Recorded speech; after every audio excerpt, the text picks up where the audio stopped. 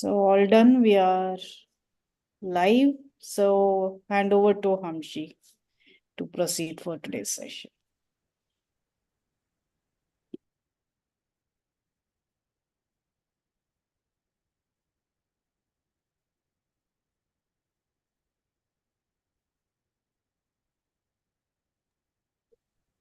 Thank you, ma'am.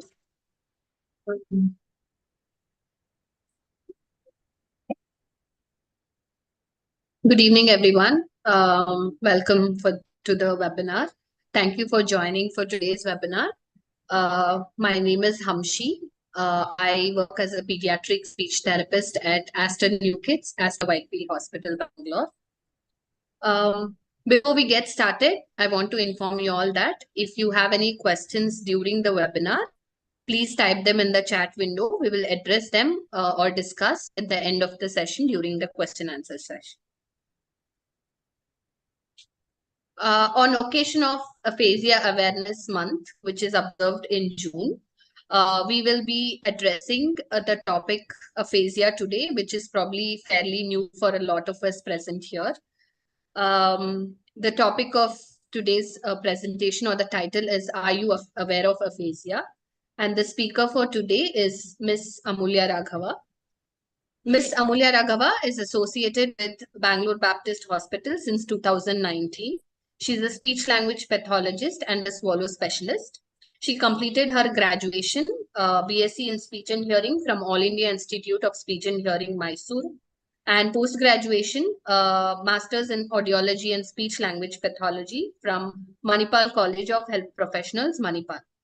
She's practicing since 7 years and is experienced in comprehensive evaluation and intervention of acute bedside patients and persons with swallowing, speech language, cognitive linguistic, voice, and neurological communication disorders in adults. She has completed her certification course on fiber optic endoscopic evaluation of swallowing and post-laryngectomy rehabilitation, surgical voice restoration and dysphagia rehabilitation in laryngectomy, held at Tata Memorial Hospital, Mumbai in April 2019 in association with Langmore Foundation.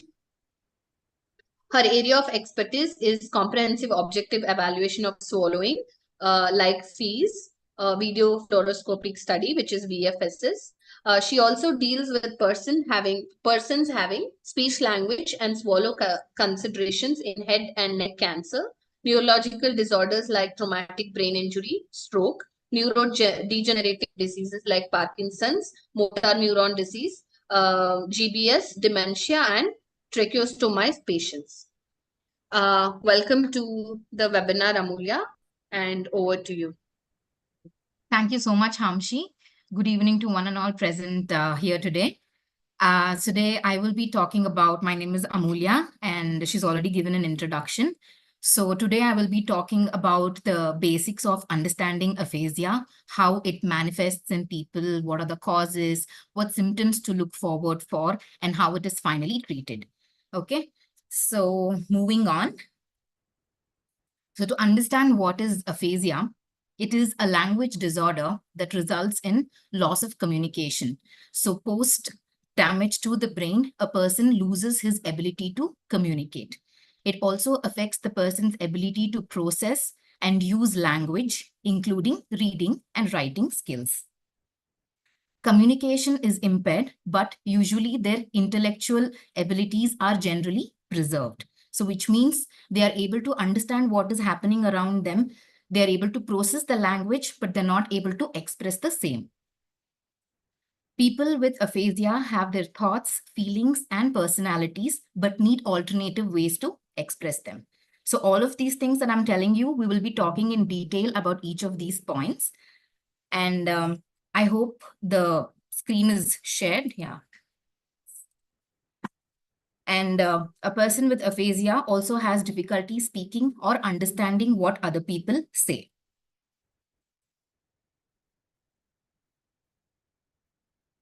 And the main cause of aphasia is brain damage. So we'll look into each of these causes in details in the upcoming slides. And there are also, based on which part of the brain is affected, there are multiple types of aphasia. And the symptom of another problem such as stroke or traumatic brain injury. So aphasia is usually a consequence of stroke or traumatic brain injury, and it is usually treatable with language rehabilitation. So as Hamshi said, June is Aphasia Awareness Month, and to mark this, we are having this presentation today. And why this was decided was that there is high prevalence of aphasia, which is, though it has a very high prevalence, it is still misunderstood and under-recognized. So the purpose of having this month as Aphasia Awareness Month is to highlight the issue of aphasia through improving public health, helping people understand the care of those with aphasia, and informing people about the possibilities for prevention. So one way of observing is this month is just like how we are attending this presentation of understanding this condition better and to be able to help people with aphasia. So who does it affect? So it affects anyone who has damage to the areas of the brain that control the ability to speak or understand what other people are speaking. It is more common in middle-aged and older adults, especially because of conditions like stroke, but it can also happen at any age. How common is this condition? So based on a study in 2019, the epidemiological data suggests that aphasia persists as a disability in 21% to 38% of stroke survivors. And community incidence is 43 per 100,000 per year, and prevalence is 3,000 per million. So the number of persons with aphasia in our country, India, is likely to be around 2 million. And nearly 1/3 of people with stroke have some form of aphasia. So since the stroke is the major cause of aphasia, stroke is also one of the most debilitating disorders in the world. And it is the second disease that causes high fatality.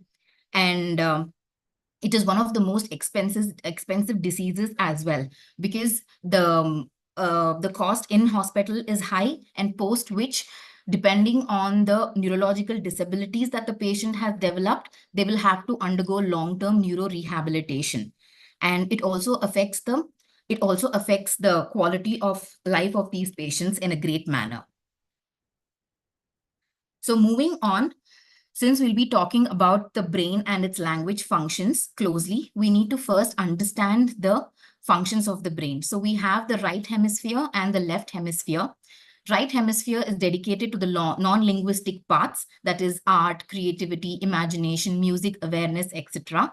What we are more concerned right now as of today is the left brain functions that deals with analytical thinking, logical reasoning, and where the speech and language areas are housed, including the auditory area.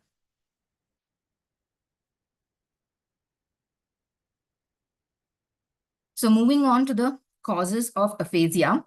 So the first one being stroke. So the first major cause of aphasia is stroke.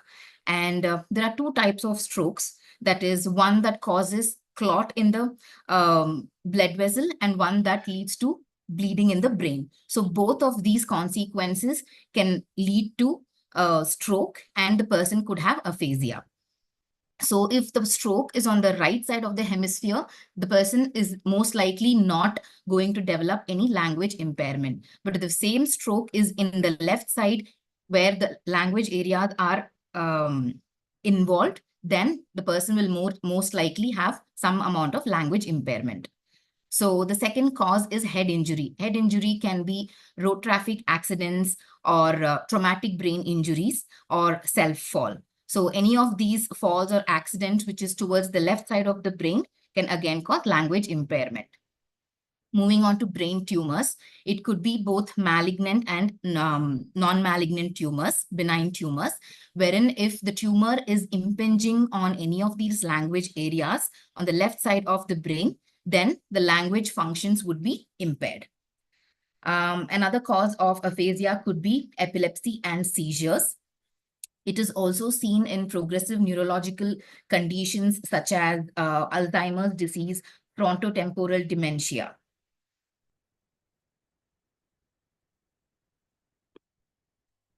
And another cause of aphasia is brain surgery. So it could be elective brain surgeries, which is happening on the left side of the brain, or it could be decompressive craniectomies, wherein due to an insult to the brain, there is increase in the intracranial pressure of the brain. And to ease that, the surgeons do decompressive craniectomy. And if all of this happens on the left side of the brain, then again, it could cause aphasia. Cerebral hypoxia is nothing but cessation of oxygen to the brain. And because of that, the neurons are damaged. And if these neurons on the left side of the brain are damaged, then it can most likely cause aphasia. Inflammation of the brain, which is nothing but infection of the brain, such as meningitis, encephalitis. Either it could be viral, bacterial, or fungal infections. Any of these conditions, again, could cause aphasia. And genetic disorders where they inherit these disorders from either or both parents, such as Wilson's disease, also show characteristics of aphasia. So Wilson's disease is the accumulation of copper in the body. And so in this disease, aphasia also manifests along with other comorbidities. And exposure to toxins and poisons, especially carbon monoxide, also results in aphasia.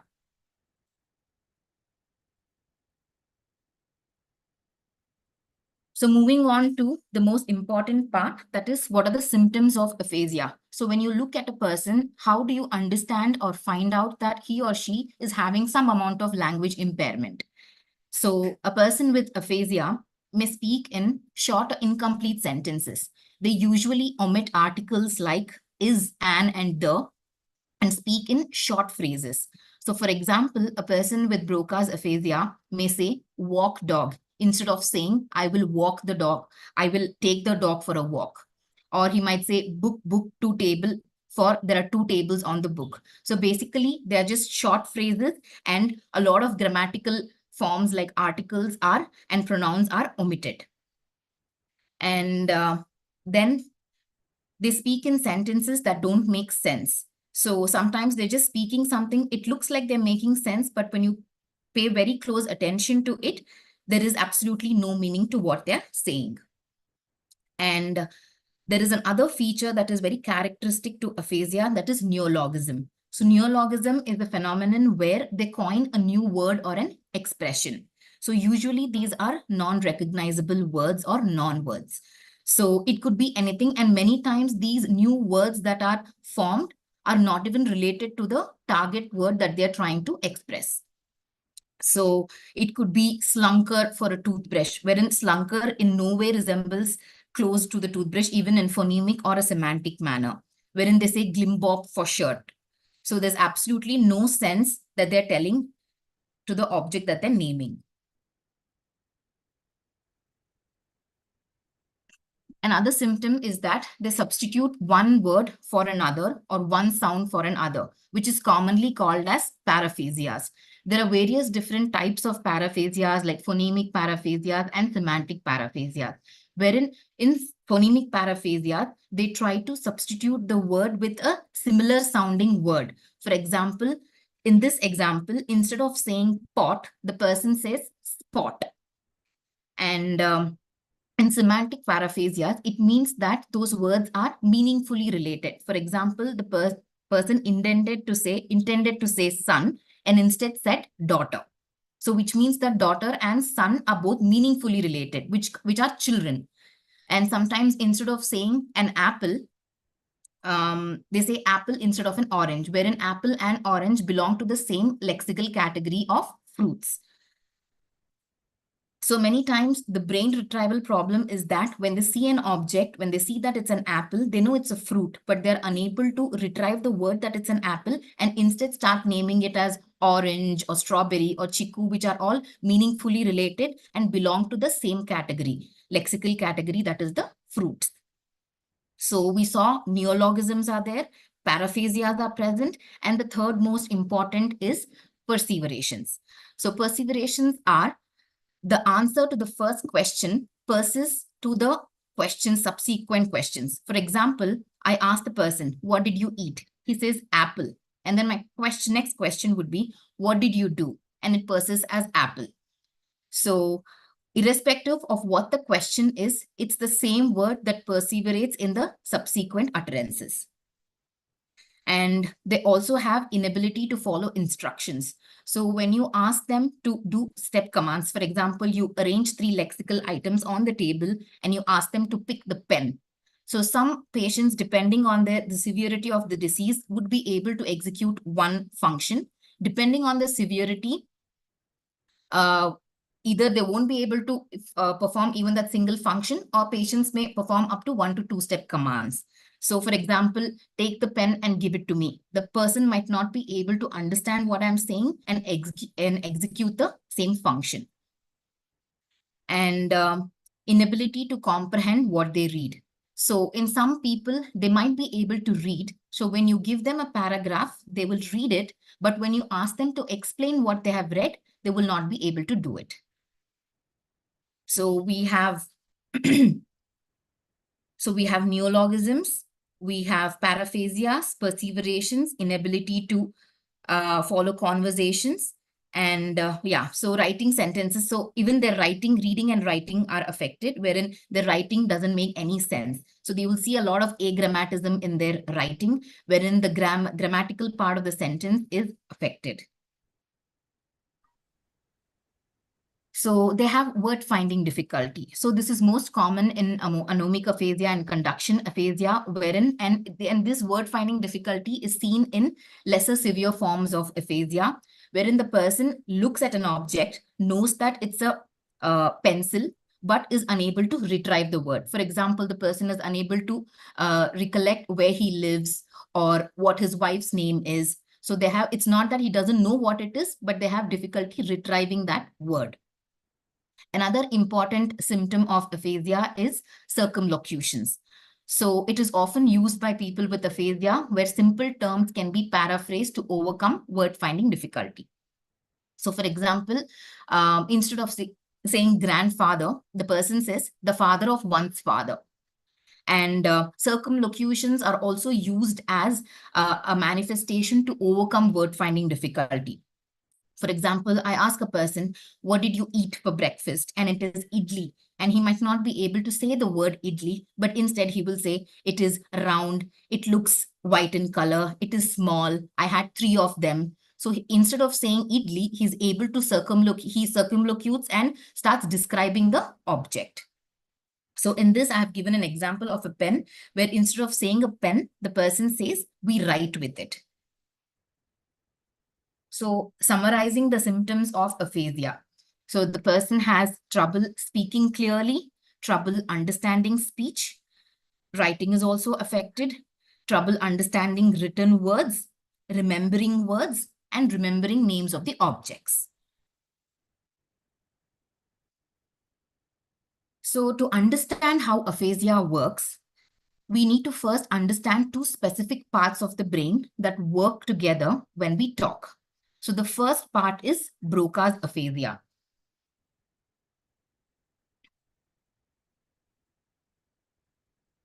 Is my cursor seen? Yes. Okay. So the Broca's area is located, the light purple color, in the frontal lobe. So it is named after the French surgeon who first discovered it, Paul Broca. And it is located in the frontal part of the left hemisphere of the brain. So all these areas that we're talking about is located in the left hemisphere of the brain. And it plays a vital role in the generation of articulate speech. So Broca's area is generally associated with expression, production of speech. Next is Wernicke's area. So it is named after the person who discovered it, who was a German neurologist called Karl Wernicke. So in this picture, you can see that this huge orange area is the posterior speech area is the Wernicke's area. And this is the Broca's area that we earlier saw. So they are all closely located to each other. And in between these 2 areas, we have the primary auditory cortex. So to remember these areas, it's very important because depending on where the brain damage is there, the manifestation of the disease is very closely related to which part of the brain is affected. So the region of the brain that contains motor neurons involved in the comprehension of speech. So basically, Broca's area deals with expression of speech and Wernicke's area deals with comprehension of speech. So it controls the ability to understand and select the right words to talk.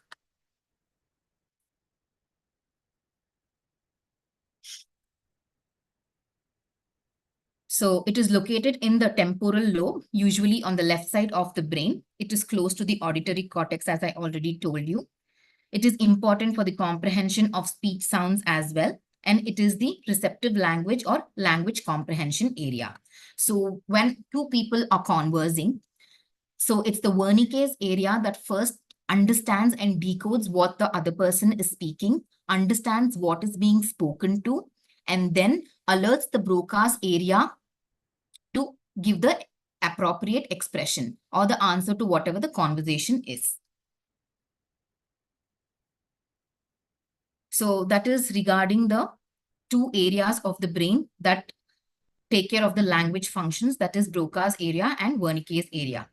Moving on, we have 8 main types of aphasia, and they are classified based on 3 factors, which we will be talking in detail. That is fluency, comprehension, and repetition. So depending on which of these functions are affected, there are 8 different types of aphasia that are classified. So we will look into each of them in detail.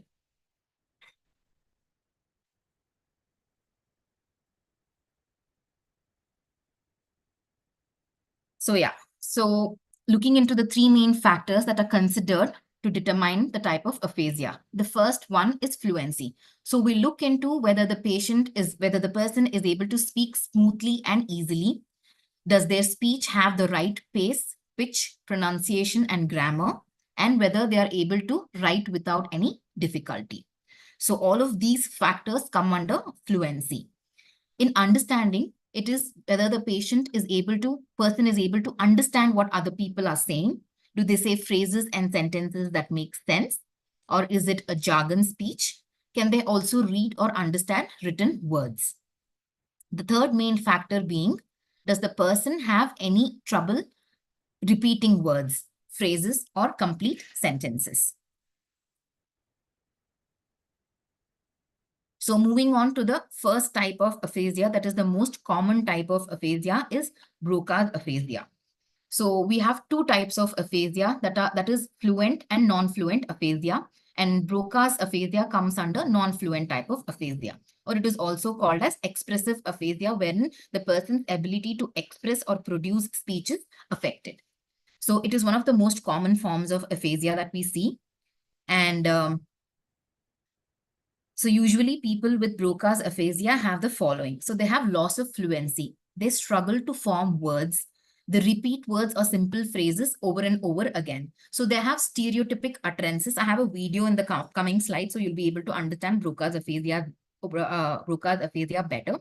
So for example, they have stereotypic non-meaningful utterances on a repeat. So anything you ask them, what did you eat? They say the same utterance. You ask some other question, they go back to the same utterance, and it is non-meaningful. So the main part in Broca's aphasia is that their understanding is intact. So they know what question they are listening to and what answer they need to give, but they're just not able to express the same. So they can't speak, but can understand what other people are saying and aware of their ability to speak. So the main part in Broca's aphasia is that the persons with this kind of aphasia are aware of their condition. They know that they are not able to perform adequately, and they also realize their inability to speak. And they struggle with repetition. So even in test batteries, we have word repetition and phrase repetition. Even as simple as word repetition also would be affected in Broca's aphasia. So the other symptoms that are associated with Broca's is that we see that it is closely located to the primary motor cortex. And since it is very closely located to the primary motor cortex and the secondary motor cortex, when there is a lesion close to the Broca's area, most likely there is a damage caused to the primary motor area and the secondary motor area where the upper limb and lower limb functions are taken care of. That is the hand and leg function. So a person with Broca's aphasia could most likely also have hemiplegia or hemiparesis, that is one-sided paralysis.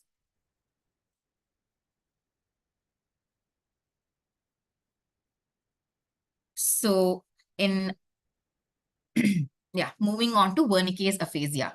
So this is the opposite of Broca's aphasia. So this is the fluent type of aphasia, also called as receptive aphasia. So it is also as common as Broca's aphasia.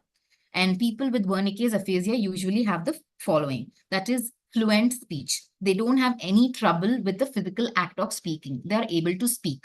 What they say is often confusing or doesn't make sense. So the speech is like a jargon. They speak very fluently, but when you closely pay attention to what they're speaking, they are making absolutely no sense. So they use the wrong words or make up their own words. That is, neologism is usually seen in persons with Wernicke's aphasia. They have problems with understanding. So inability to understand what others are saying. They could understand very simple sentences, but complex sentences and phrases would be difficult to understand. So here, Wernicke's aphasia, people do not have a problem with expression of speech. They are able to speak, but their speech is non-meaningful, but they are unable to comprehend what is being spoken to them.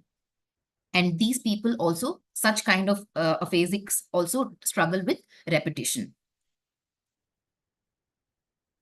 So repetition is affected in both Broca's and Wernicke's aphasia.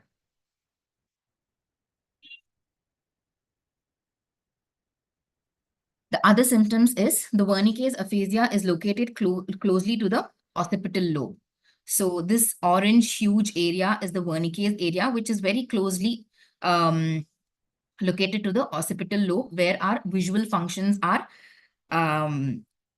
executed. So patients who usually have Wernicke's aphasia have some form of neglect, hemispatial neglect, wherein they are unable to process either the right side of the visual field or the left side of the visual field. And they also have a condition called as anosognosia, wherein they are unaware of their medical condition. They do not know that they are unable to understand or unable to speak. They think that they are normal and able to function normally. So this is wherein completely opposite to Broca's aphasia, where the patient is aware of his or her condition. So Wernicke's aphasics don't know that they are aphasics. Moving on to the most severe form of aphasia, that is the global aphasia. It usually involves the following. So in global aphasia, everything is affected. Fluency, understanding, and repetition. All three are affected. So they struggle with physical act of speaking, may express small or isolated sounds or not make any sounds at all. In the initial stages of global aphasia, they will have mutism. There'll be absolute absence of speech. They have stereotypic non-meaningful utterances. Problems with understanding persist. And they struggle with repetition. And it's usually caused with severe brain damage. And language is also heavily affected, along with either hemiparesis or hemiplegia. And it could also lead to hemispatial neglect, which means that a significant part of the left side of the brain is affected. So this table is talking about the different types of aphasia based on these three main characteristics, that is fluency, understanding, and repetition. So in global aphasia, all three are affected. In Broca's area, understanding is preserved. And in Wernicke's aphasia, fluency is preserved, understanding and repetition is affected. Moving on to mixed transcortical aphasia. It is slightly better than global aphasia, with repetition being intact. And understanding also, to some extent, is preserved. Transcortical motor aphasia is similar to Broca's aphasia, but it is a less severe form of Broca's aphasia, wherein they have difficulty in expression, but they are able to repeat the words. So in Broca's area, repetition is affected, Broca's aphasia, and in this, repetition is intact. That's the only difference between transcortical motor and Broca's aphasia. Transcortical sensory aphasia, which is a fluent type of aphasia, is again similar to Wernicke's aphasia. It's just that in this, again, repetition is intact. And this kind of aphasia is usually seen in degenerative brain conditions like Alzheimer's disease. So global aphasia, Broca's aphasia, transcortical motor aphasia all belong to non-fluent type of aphasia. And transcortical sensory Wernicke's aphasia belong to fluent type of aphasia. Conduction aphasia. So conduction and amonomic aphasia, the last two in the table, are the lesser severe forms of aphasia. So once there is an insult to the brain, the person may manifest as global aphasic or Broca's aphasia, and slowly as and when they recover, it moves on to transcortical motor and then conduction aphasia and anomic aphasia. And these patterns are generally the fluent type of aphasia show the same kind of manifestation. But again, when it comes to a brain injury, non-fluent type of aphasia can sometimes become fluent type of aphasia as well. So in conduction aphasia, fluency and understanding is intact, and repetition, fluency's understanding is intact and repetition is also intact.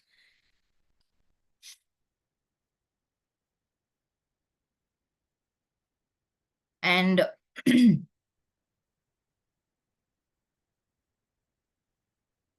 this repetition is affected. Fluency and understanding is intact and repetition is affected. So in the least severe form of aphasia, which is the anomic aphasia, they have good fluency of language, they have good understanding, they're able to understand what is being spoken to them, they're also able to fluently speak, and repetition also is intact, but the only thing is that word finding difficulty. They have difficulty recollecting names of people or places. So basically nouns are affected. And to overcome this problem of word finding difficulty, they adhere to circumlocutions. So if they're not able to name an object, they start describing it to be able to make the listener understand what they're trying to tell. So they usually use terms like this thing, that person, this person. So they're trying to use fillers. So with this, we have completed the various 8 types of aphasia and how they manifest in a person. And apart from aphasia, there are other conditions that look like aphasia, very similar to it, but not really aphasia. So one such is that primary progressive aphasia. So the normal aphasia that we read about, the 8 types, are not degenerative or progressive in condition.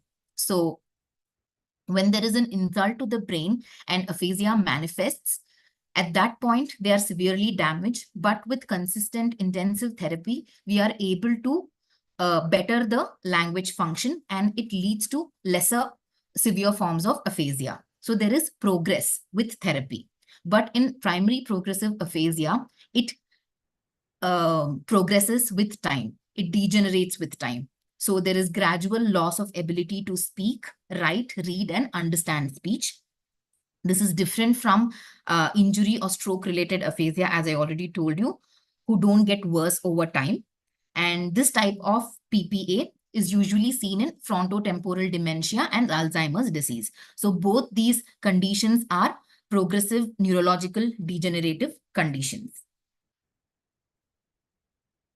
There are different types of primary progressive aphasia and what kind of language characteristics it manifests. But yeah, our area of interest today is aphasia. So another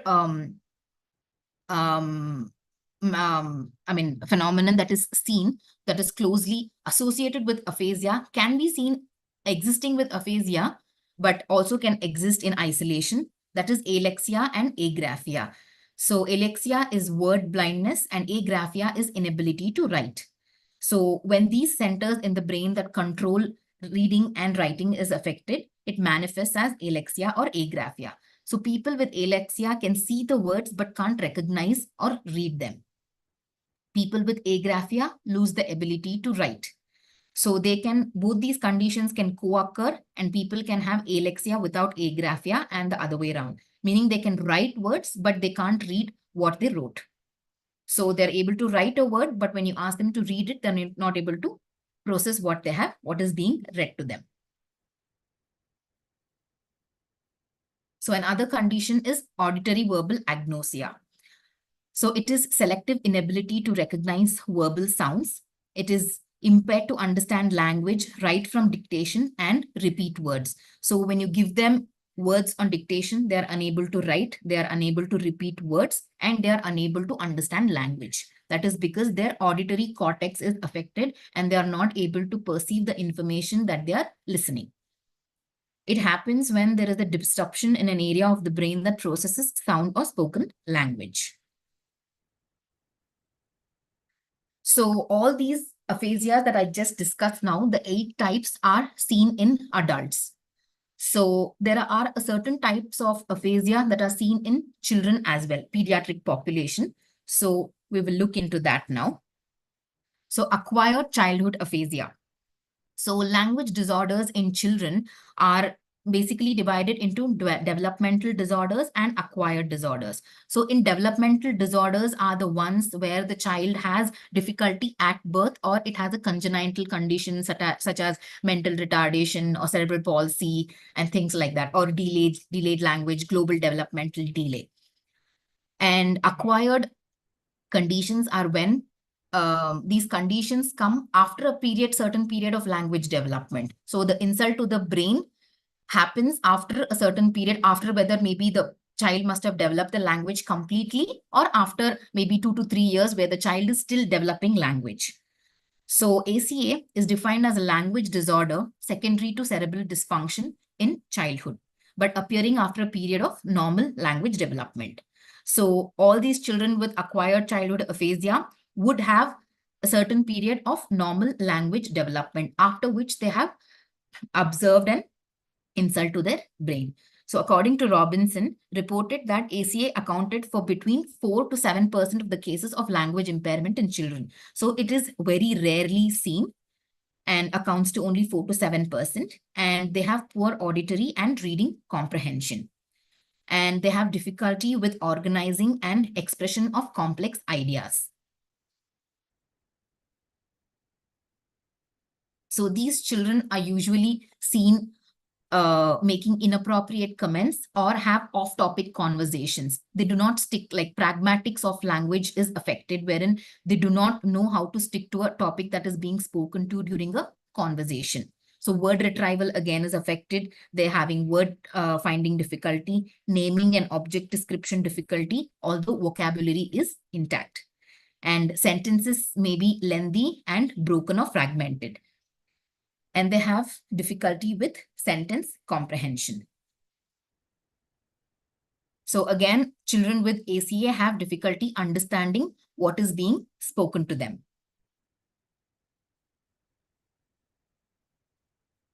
So in acquired childhood aphasia, there is a certain condition called as Landau-Kleffner syndrome.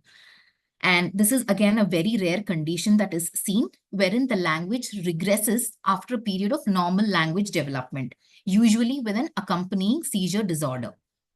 So Lee in 1989 said that these children range in the age at onset from 2 to 12 years of age.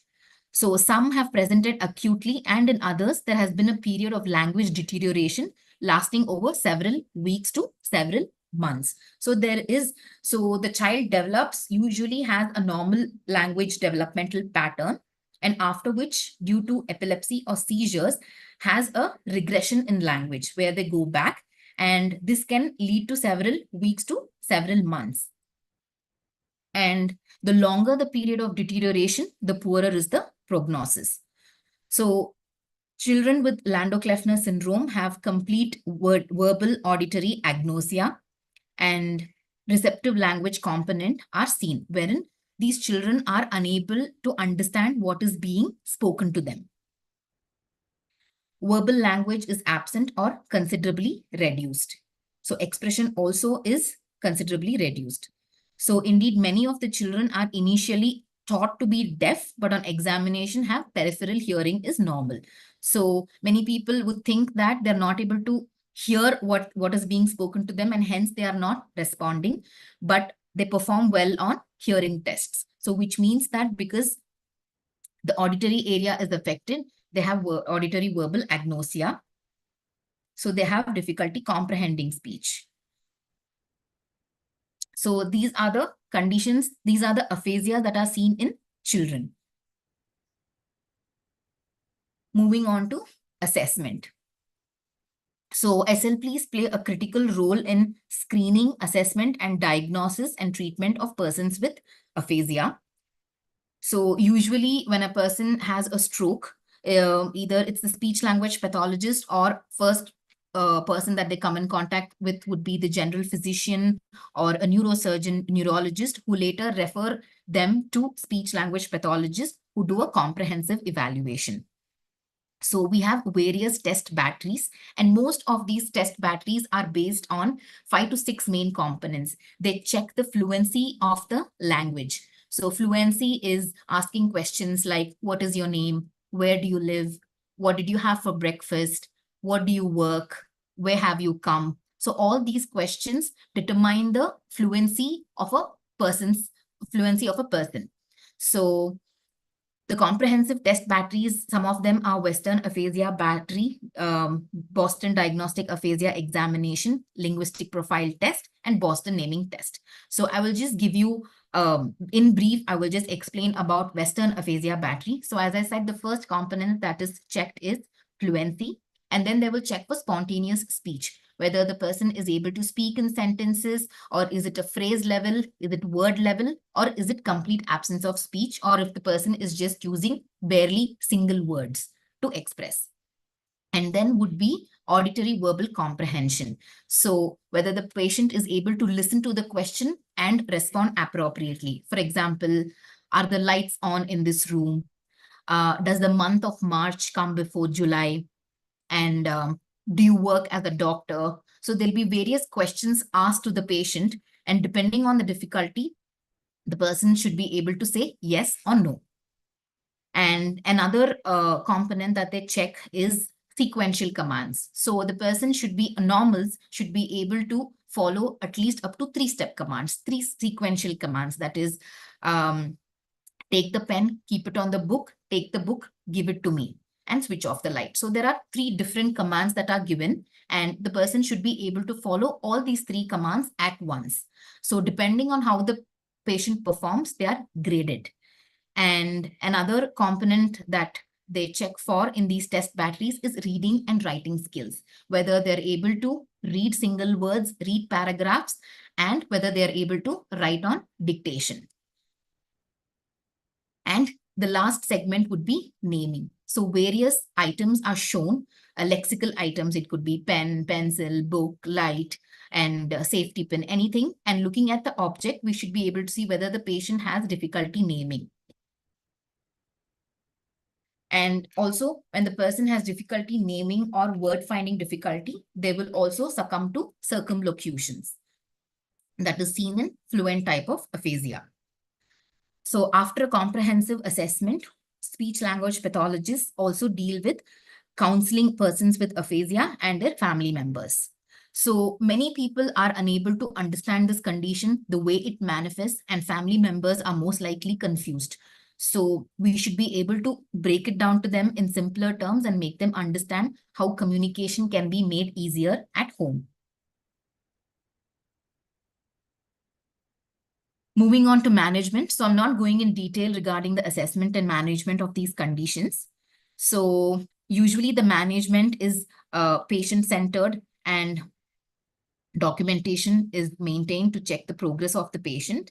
And there are various techniques that have been devised to specifically deal with persons with aphasia. So one such is melodic intonation therapy, language assessment remediation screening program, promoting aphasics communicative effectiveness, response elaboration training, Helm elicited language program for syntax stimulation. So these are all various techniques, and each of it is very elaborate, and they have 8 to 10 different steps, and how we have to start with level 1, and depending on how the patient is progressing, we move on to the subsequent levels.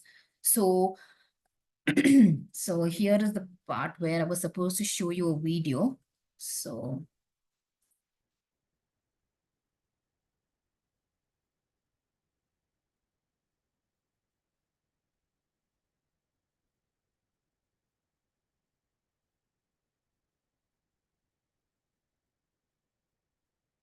ನಿನ್ನ ಹೆಸರೇನು?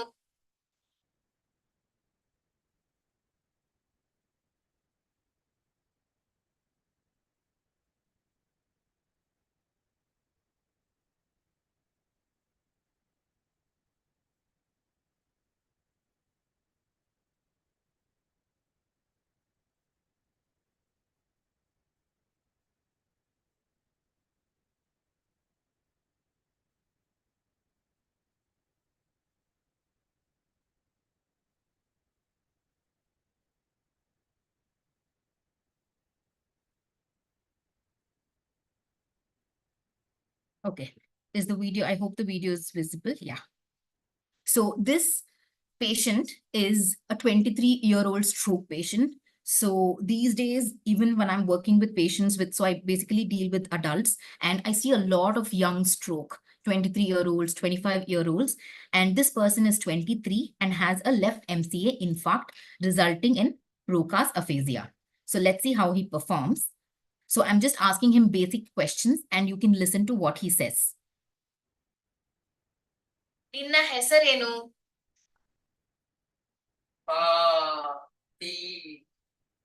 Okay, ನಿನ್ನ ಊರು ಯಾವುದು?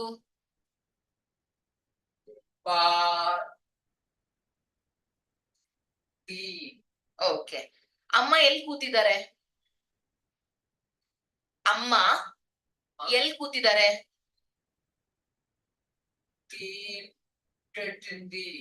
ಅಮ್ಮ ಎಲ್ಲಿದ್ದಾರೆ? ಅಮ್ಮ ಅಮ್ಮ ನಿನ್ನ ಹೆಸರು.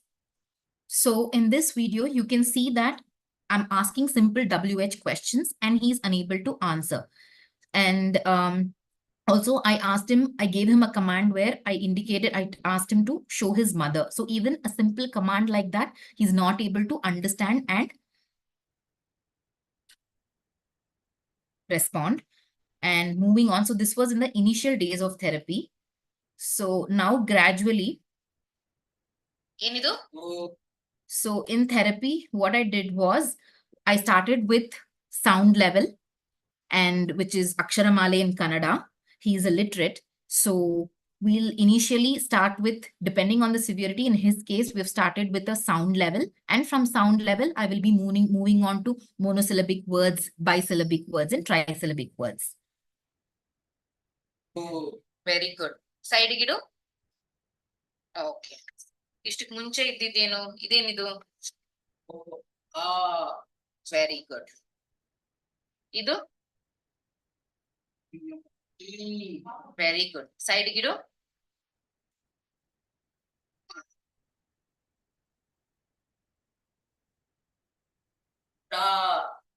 ಗುಡ್.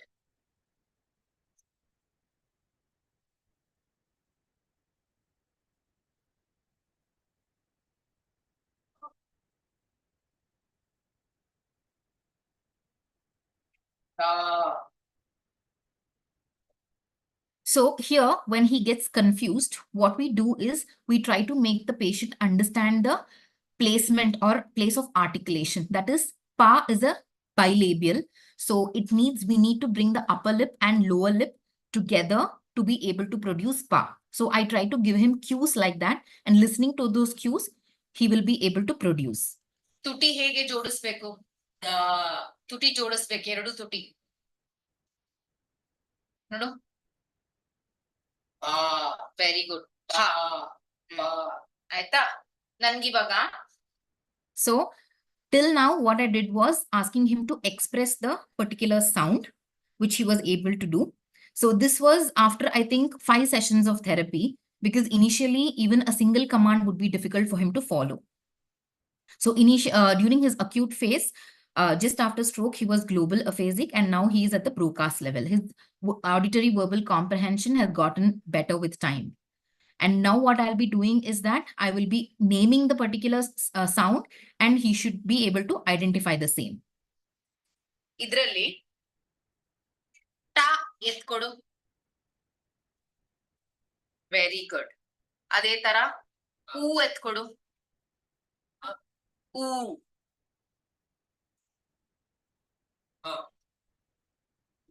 ತಪ್ಪು.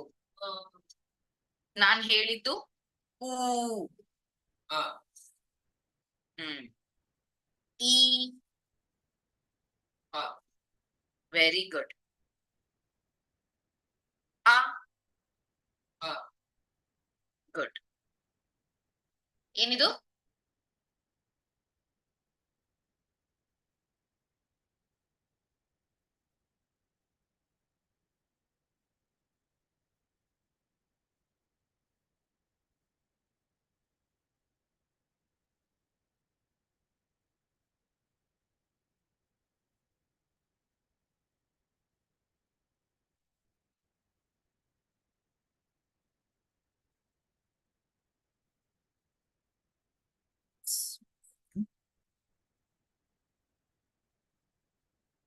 So sorry about that. So yeah, so we just saw a small video about how therapy is carried out in aphasia management. Moving forward, how can I prevent aphasia or reduce the risk of developing it? So the main cause of aphasia is stroke. So when we avoid stroke, we can avoid having the risk of aphasia, when we can lower the risk of aphasia. So the precautions that needs to be taken could include exercising regularly, eating healthy, monitoring and controlling blood pressure and diabetes, and not to ignore infections and get them treated early, because it so happens that sometimes when there are bouts of fever and it is not treated, the infection can get into the bloodstream and can lead to infection of the brain, such as meningitis and encephalitis. Avoiding tobacco use and alcohol consumption, managing stress, and wearing safety gears like helmets and seat belts. So wearing helmets and seat belts help in taking care of the traumatic brain injury due to road traffic accidents.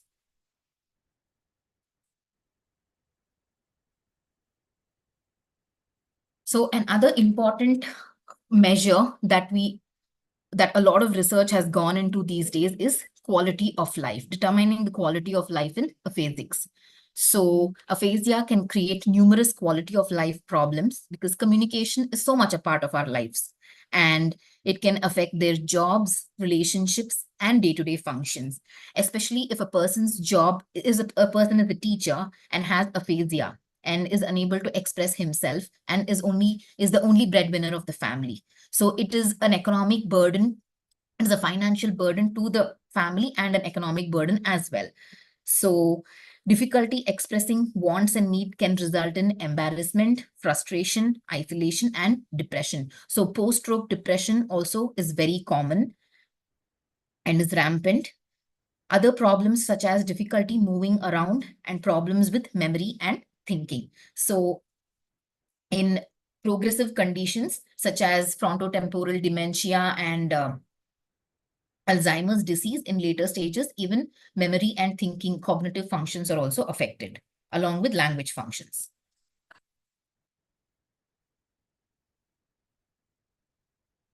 And then, so since aphasia is one of the major causes of aphasia is stroke, my dissertation during master's was in return to stroke.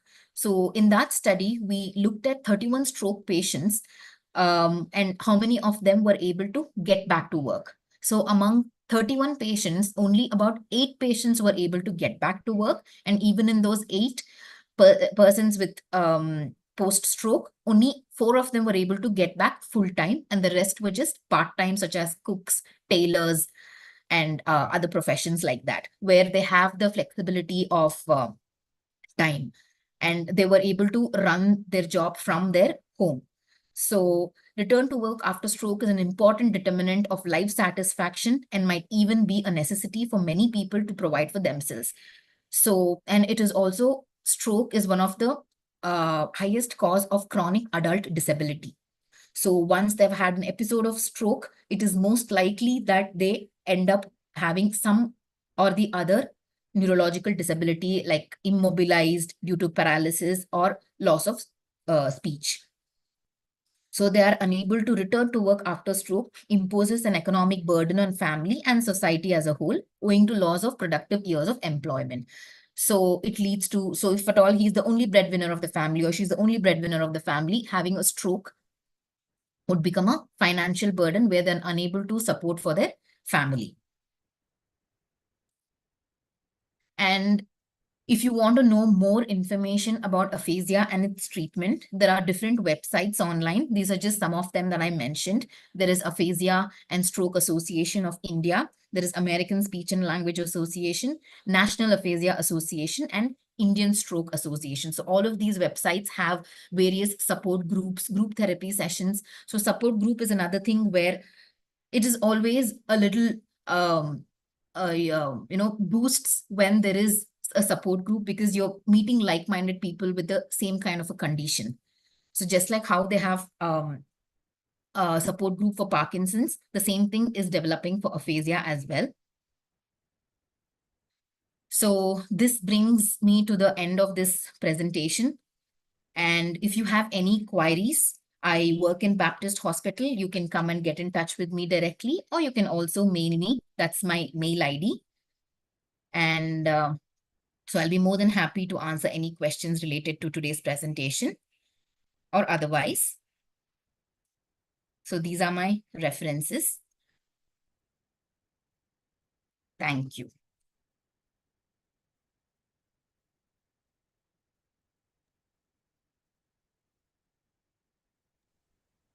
Thank you, ma'am.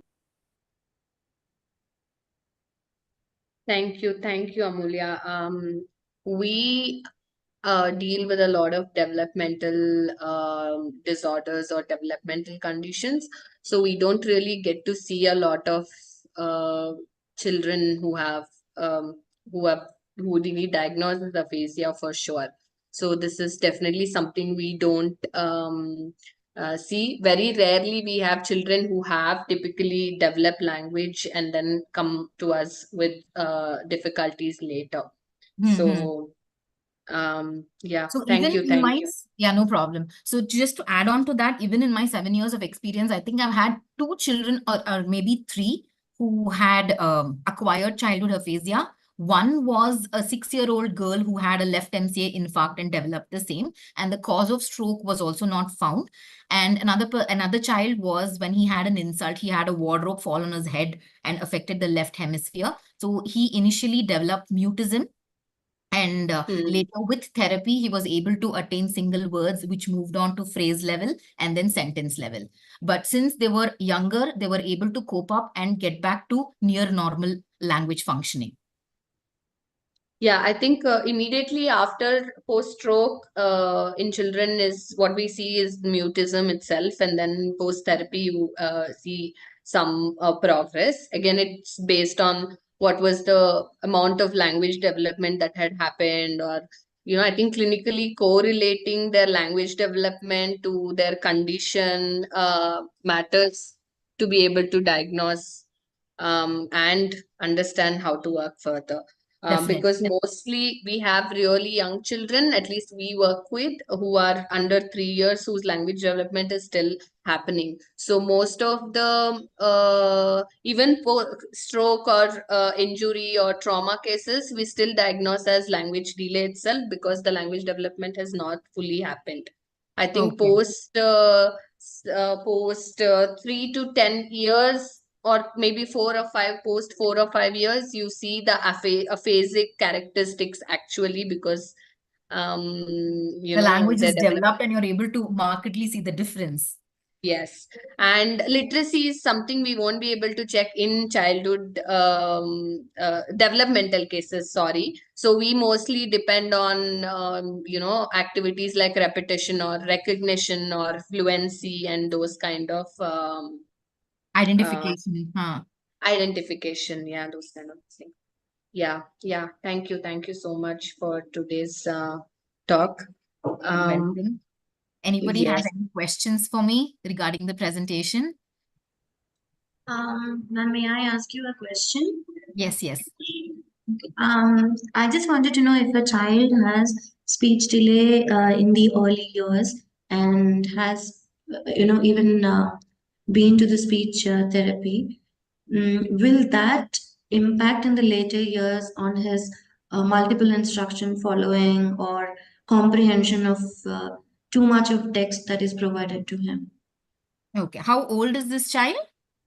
He's around 9 years, and he did go to speech therapy. I think when he was 2.5 years for 3 months, and I think after that it was discontinued. Now, this child, of course, can speak fluently, but yes, sometimes there is irrelevant kind of imagination talks and not exactly what we want him to talk. As per the topic that we are discussing.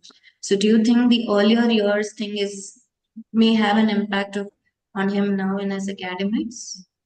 Like he's not able Um, to follow multiple instructions in these things. okay. I think Hamshi will be able to answer that better because she deals with pediatrics on a day-to-day basis. Yeah. So, ma'am, if the child has had speech delay and challenges, there are high chances that there will be. It could be because of that, because he was already having difficulties and he has probably learned and passed that. So we will. I mean, I will not be able to tell just directly. We will have to do like an evaluation in various areas and see why the speech delay was stemmed out or why the speech delay happened, and if Hmm. the cause is something that could affect his further skills which develop later also, we will be able to tell you, ma'am. We will need to know more about the child. So if you can visit any speech therapist close to you and get an evaluation done, Hmm. like giving your history, finding out your history and his current skills, we will be able to help you or guide you better for sure. Okay, thank you, ma'am.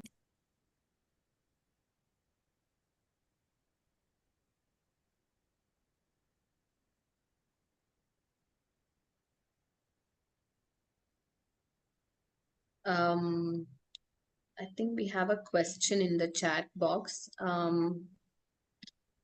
Rachna V has posted, I frequently forget names and it's difficult to recall. Is it anomic aphasia? Does it mean I am at a risk for stroke? I'm in chronic stress. Okay. So you definitely don't have a stroke as long as you haven't developed one-sided weakness, or if you have symptoms like slurring of speech and inability to move or develop weakness on one side of your body, or you have asymmetry in the face, drooping of the face. So if you don't have any of these things, then you're good. But again, if you're chronically stressed because your mind is blocked and you're not able to think very clearly, even stress could lead to difficulties in word recall. So I think managing your stress, bringing that down would be able to uh, help you think better.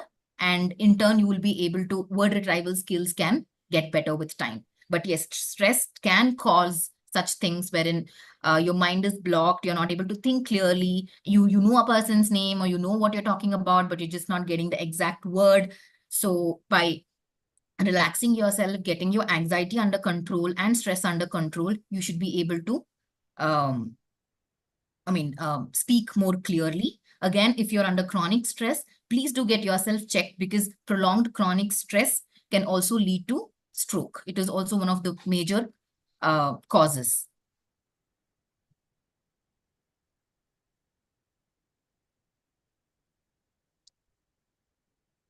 Hi, ma'am.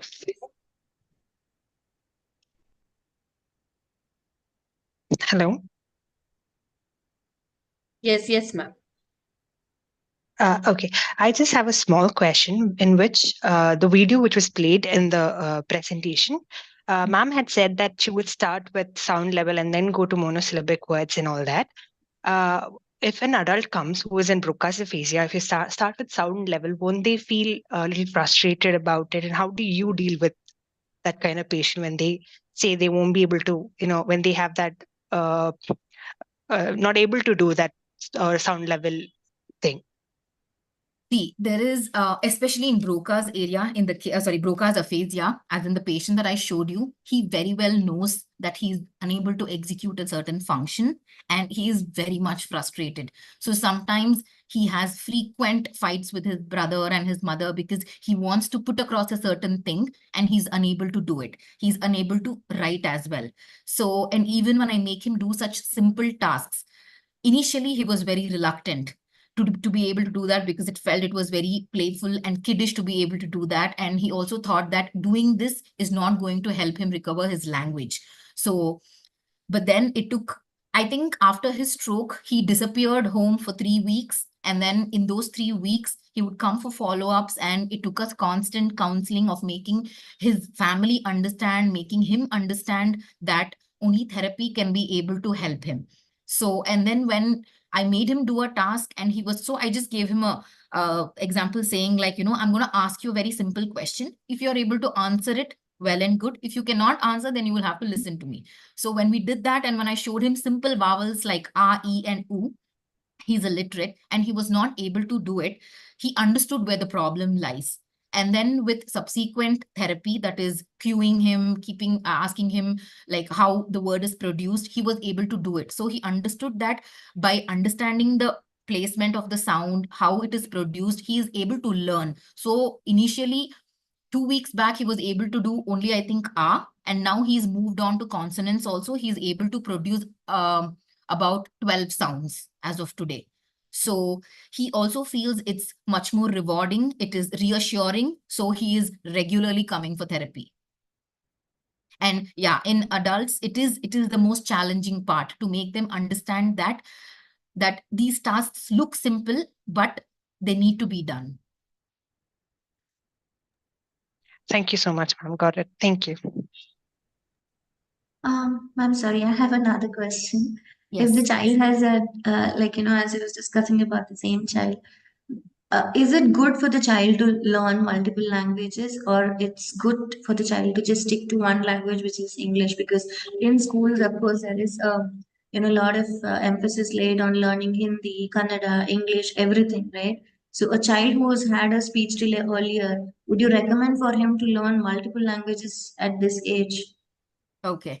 So, I mean, research initially, they would say that if a child has a language delay, stick to one language and focus on one language. And once the child is able to pick up that language, then you can expose him or her to multiple languages. But recent studies suggest that children have the ability to learn multiple languages at the same time. And Hamshi can add on if that's right. And because she works with pediatrics and I work with adults on a daily basis. But the recent studies suggest that the more the exposure to languages, children have the ability to cope and understand. It's not like you focus on one language and they should be doing well only in that. And exposing them to multiple languages would be like burdening them. So it is not like that. Hamshi, you can add on. Yeah, there has been a lot of debate about this, especially in pediatric population, about how many languages should we expose the child to. Initially, yes, there was a rule that okay, you have to start with only one language so the kid does not get confused, and maybe later introduce multiple languages once the child has picked up the language that you've been working with. But with the current lifestyle, the children being at home speaking one language, the child going to school speaking another language, or child going to the therapist and they use another language, it's very difficult to stick to one language. And recent researchers have also shown that no, children have to be exposed to multiple languages and they do pick up. But practically, I have worked with children, and what I generally tell parents are have a primary language for sure, but do use, for example, now the child is a Telugu speaker, a native Telugu speaker, but the child needs English because he comes to therapy, it's English, he goes to school, it's English. And a kind of, proficiency you see when when you start working with child, also the child shows proficiency in one particular language. So when you start observing that, try to make that the primary mode of communication, or most of your targets and instructions have to go in those. But considering that the child lives at home with the grandparents and family and who all speak Telugu, there is a necessity of the child understanding the basics of it that is required on a day-to-day basis. So yes, you can expose the child to multiple languages, but you will also have to be knowing that, okay, how much of what language the child can understand or learn or has the capacity. So that you will figure out when you start working with the child. So and especially a child who is, or a boy who is 9 year old, I don't think there should be any hindrance with exposing him to multiple languages. The population that I'm talking about are like toddlers who are just developing language. So somebody who has actually developed speech and language skills, I think you should be really, I mean, it's very okay to go ahead and expose him to multiple languages. I hope I answered your question. Yes, ma'am. Thank you. Any more questions? Kindly share your contact details. I think it's there on the slide. I will just share that once again. Just give me a second.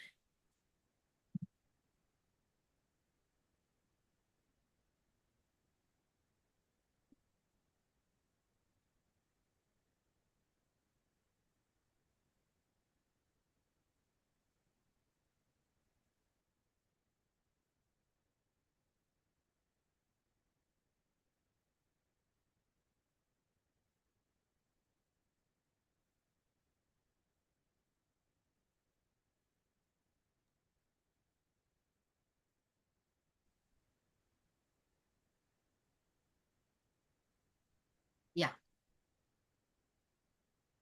Yeah. Okay, thank you. Gauri ma'am, do you want to add on anything? So the other thing is, at what age can we start considering or looking at a child, whether this child has aphasia?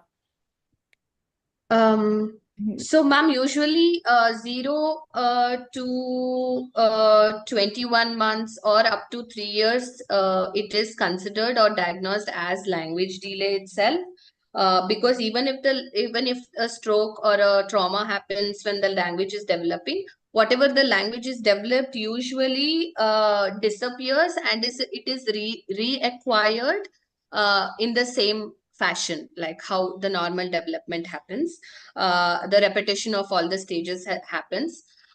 Post 3 to up to 10 years, if an insult or an acquired language condition has happened, then you do see a kind of a little bit of aphasic features, but it is, again, there's a big tendency to recover fully. So usually post 10 years is where you see a full aphasic features, and though that kind of aphasic features persists as well. So maybe post 3 or maybe post 5, I think we should be able to diagnose childhood aphasia. Amulya, can I add on if you... Yeah, you're right. 3.5 years onwards, and definitely post 5 years.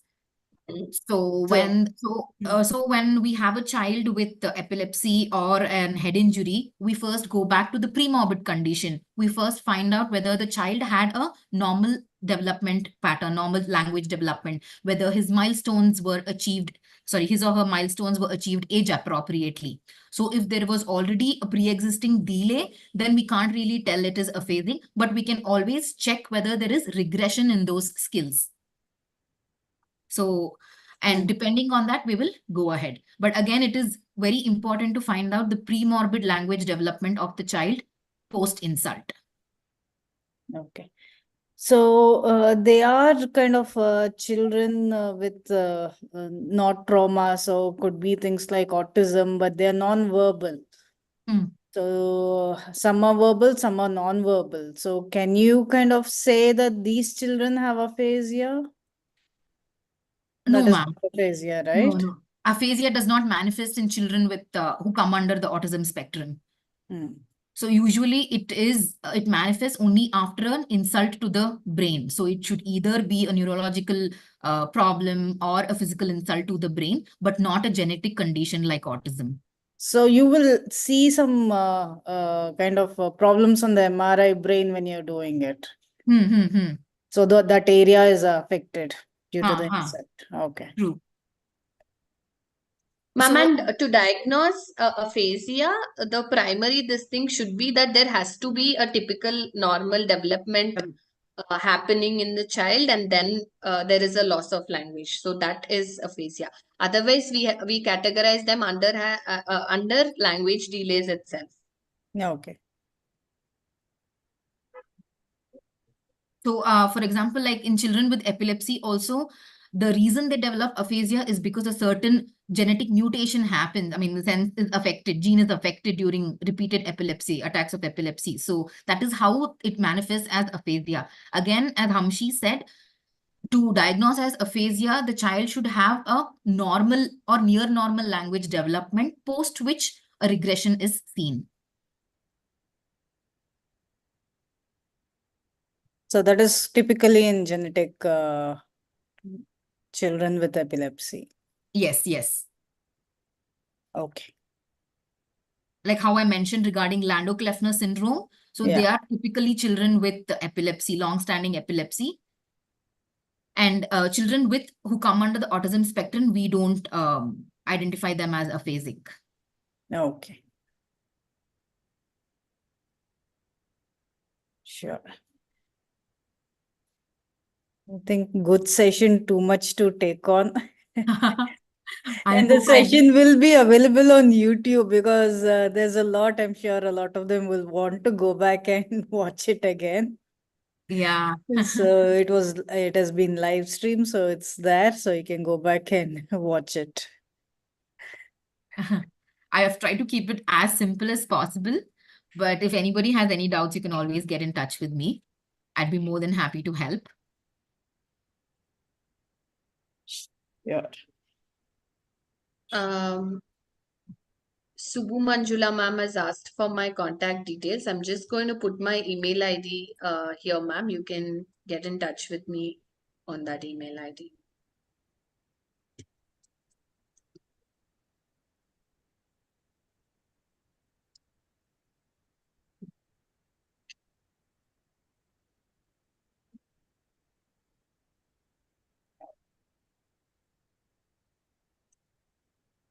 I don't think we have any questions on the YouTube channel as well.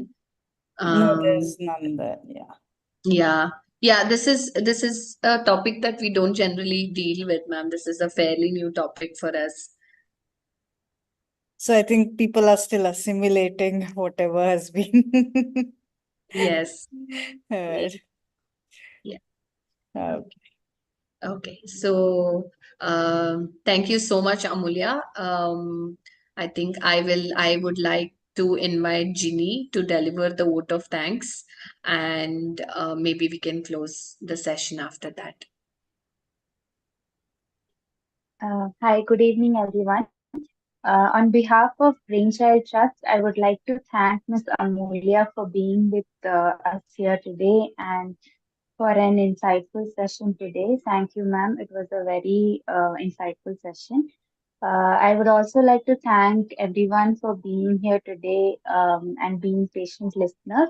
I hope you've learned something and you've enjoyed this presentation. Thank you.